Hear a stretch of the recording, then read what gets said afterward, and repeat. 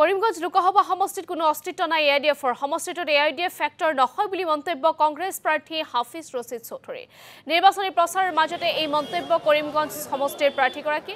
শনিবাৰে সমষ্টিটোৰ অন্তৰ্গত হাইলাকান্দি জিলাৰ লালা বজাৰ ৰাজীৱ ভৱনত এখন দলীয় কৰ্মী সভাত অংশ লৈ আৰম্ভ কৰে নিৰ্বাচনী প্ৰচাৰ এই সভাতে কেইবাজনো এআইডিএফ আৰু অগপৰ কৰ্মীয়ে যোগদান কৰে কংগ্ৰেছত এই নিৰ্বাচনত বিপুল ভোটত জয়লাভ কৰিব বুলি আশাবাদী প্ৰাৰ্থীগৰাকী অভূত মানে ৰেছপন্স পাই আছে মানুহৰ পৰা য'ত গৈ আছে মানুহবোৰে কিন্তু কংগ্ৰেছত আঁকোৱালি লৈছে আৰু মানুহে ধৰিছে এইবাৰ মানে কংগ্ৰেছৰ হাইকমাণ্ডক এই চিটটো উপহাৰ দিব বুলি মানুহে এটা মোটামুটি দেখা গৈছে এটা সিদ্ধান্ত লৈছে যেহেতু এই লোকসভা নিৰ্বাচনত 2 লাখ ভোটাৰ আছে মাইনৰিটি দুজন প্ৰাৰ্থী দিয়া হৈছে মাইনৰিটি প্ৰাৰ্থী কি প্ৰভাৱ পৰিব নেকি এইটো পাৰ্টি তোমাৰ কোনো ফেক্টৰ নহয় সেইটো এটা পাৰ্টি বুলি এটা ৰেজিষ্টাৰ পলিটিকেল পাৰ্টি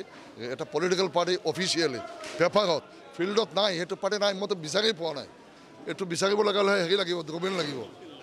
এনেকুৱা অৱস্থা ইউডিএফত মই দেখাই নাই ক'ত কোনো অস্তিত্ব আপোনালোকে চাবচোন ইয়াৰ পৰা কণ্টেষ্ট থাকিলেও কণ্টেষ্ট থকাৰ লগত নহয় যদি হয় বিজেপিৰ লগত হ'ব পাৰে